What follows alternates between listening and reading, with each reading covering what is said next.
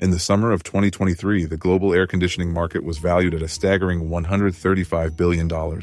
Every single year, humanity burns through over 2,000 terawatt-hours of electricity just to keep our buildings from becoming suffocating ovens.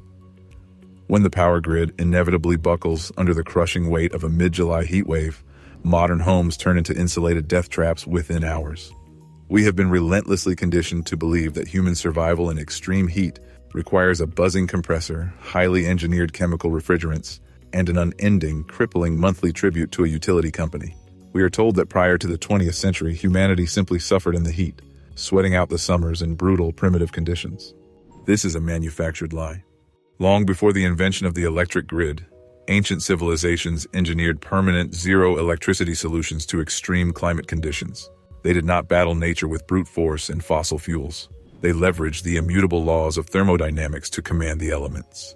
2,000 years ago, in the most unforgiving deserts on Earth, human beings were sitting in 70-degree rooms while the outside temperature boiled at 115 degrees. They were making and storing ice in the middle of summer, surrounded by scorching sand. They achieved this without a single watt of power, without a single toxic chemical, and without paying a massive corporation for the privilege of comfort. To understand what was stolen from us, you must look to the ancient Persian Empire, in what is now modern-day Iran. In the desert city of Yazd, summer temperatures routinely exceed 100 degrees Fahrenheit. The sun is a relentless, punishing force. Yet the skyline of old Yazd is not defined by smokestacks or power lines, but by towering, meticulously crafted structures known as Badgirs, or wind catchers. The Badgir is a masterpiece of aerodynamic engineering. It is a vertical shaft projecting from the roof of a building, featuring specifically angled openings facing the prevailing winds. But it is not merely a chimney. It is a complex, passive machine. When the hot desert wind hits the tower, the architecture forces the air down the shaft. As the air descends, it passes over an underground aqueduct system known as a Qanat. The Qanat contains cool, flowing subterranean water routed from distant mountains. When the hot, dry air makes contact with the cold water, the magic of evaporative cooling is triggered instantly. The air temperature drops by as much as 30 to 40 degrees. This newly chilled, heavy air then flows effortlessly up through the living spaces of the house, pushing the stagnant hot air out through the opposite side of the wind catcher. It is a perpetual silent engine.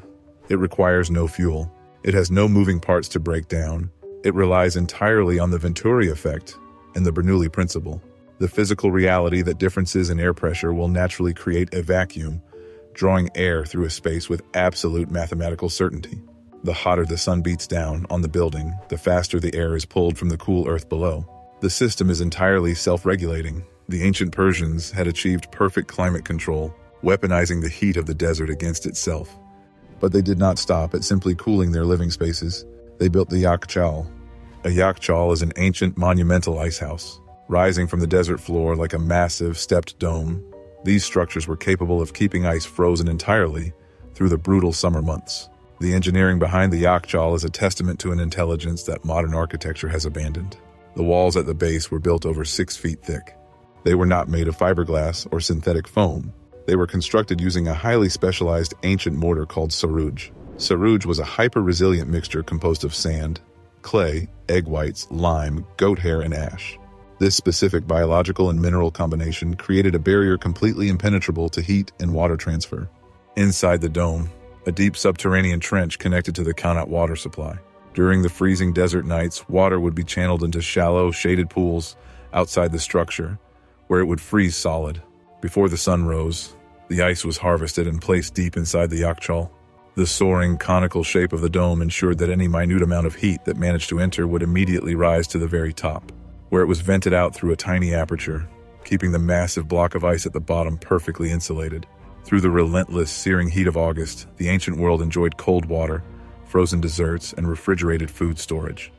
The technology was not isolated to Persia. Across the Mediterranean, the Roman Empire mastered its own forms of zero-electricity climate control. Wealthy Romans employed a system known as the hypocaust. While famous for heating baths, it was brilliantly adapted for summer cooling. By channeling cold aqueduct water through the hollow ceramic tiles built directly into the walls of their villas, the Romans created an ambient thermal mass that absorbed the heat of the room, leaving the air inside crisp and cold. In ancient Egypt, architects utilized the malkaf, precisely engineered roof vents designed to catch the northern breeze, pulling it through damp reeds hung in the corridors to artificially drop the indoor temperature. For millennia, human architecture was a symbiotic partnership with the earth. A building was designed to be a living, breathing mechanism adapted to its specific environment. In the desert, homes were built with thick, earth-rammed walls to absorb daytime heat and release it at night. In humid, tropical zones, homes were elevated on stilts with deep eaves and massive, open verandas to capture cross breezes and shield the interior from the sun. The science of keeping cool was inherently tied to the natural world. It was free. It was permanent. So how did we lose it? How did humanity devolve from engineering masterpieces of passive thermodynamics to trapping ourselves inside sealed glass boxes that require a $100 billion life support system just to remain habitable?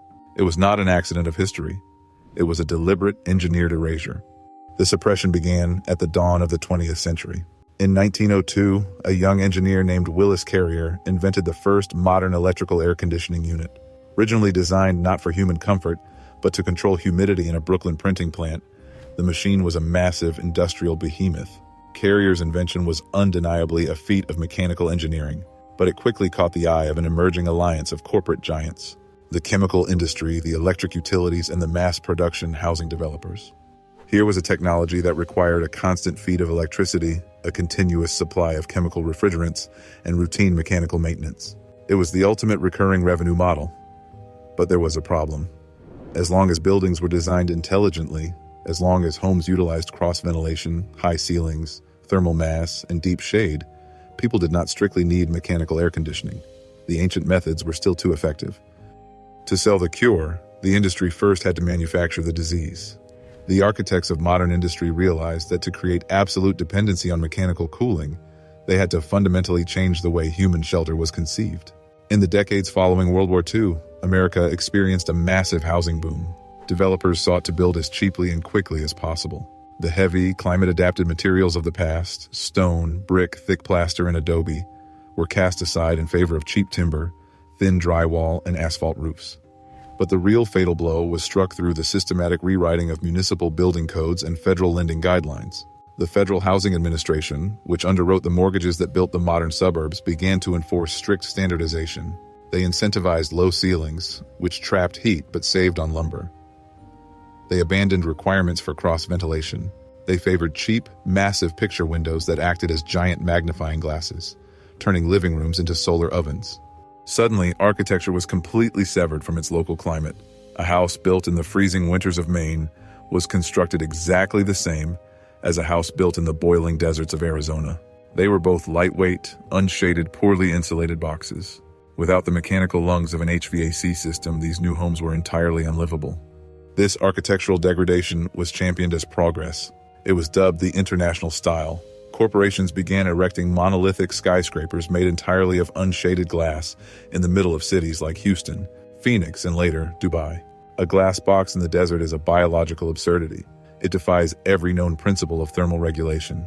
The only way to prevent the occupants inside from cooking to death is to pump millions of cubic feet of artificially chilled air through the building every single hour. This was the ultimate victory of artificial scarcity.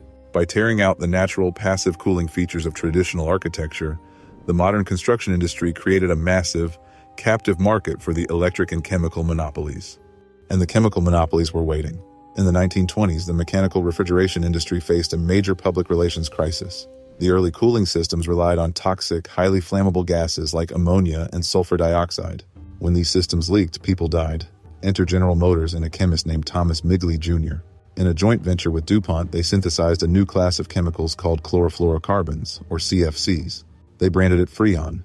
Freon was aggressively marketed as a modern miracle, a safe, non-toxic, non-flammable refrigerant that would bring the luxury of air conditioning to every home in America. It fueled the massive explosion of window units and central air systems across the globe. For decades, DuPont held an ironclad patent on this chemical, raking in unimaginable profits, while simultaneously positioning themselves as the saviors of modern comfort. The science was never the point. The dependency was. What the public was not told, and what the chemical industry fiercely suppressed for as long as they could, was that this miracle chemical was actively destroying the Earth's atmosphere. The CFCs were rising into the stratosphere and systematically disintegrating the ozone layer, stripping away the planet's natural shield against ultraviolet radiation. The very mechanism they sold us to escape the heat was actively contributing to the warming and irradiation of the globe. When the truth finally broke and CFCs were banned globally under the Montreal Protocol in the late 1980s, the chemical industry did not miss a beat. They simply pivoted to a new class of patented chemicals, hydrofluorocarbons, or HFCs. They lobbied the government, pushed the new regulations, and forced the entire world to upgrade their systems and buy the new, expensive refrigerants. Today, we know that HFCs are potent greenhouse gases, trapping heat in the atmosphere at a rate thousands of times greater than carbon dioxide. We are trapped in a feedback loop of our own making. We burn fossil fuels and leak toxic chemicals to cool our artificial glass boxes, which heats the earth outside, requiring us to burn even more fuel and buy even more chemicals to survive the rising temperatures. The corporate triumph is absolute. They took a free resource, the thermodynamic movement of air, and commodified it. They convinced the world that a 2,000-year-old architectural science was primitive, while selling us a fragile, toxic, grid-dependent machine as the pinnacle of human achievement. They did not just erase the technology, they erased the knowledge of it from the architectural curriculum. Today, an architect can graduate from a prestigious university knowing exactly how to calculate the load requirements for a massive commercial HVAC unit, but possessing zero understanding of how to design a building that cools itself. We have forgotten how to observe the sun. We have forgotten how to map the prevailing winds. We have surrendered our survival to a thermostat and a power line. And now, we are witnessing the terrifying vulnerability of that surrender. As extreme weather events become the new normal, the fragility of the grid is being exposed.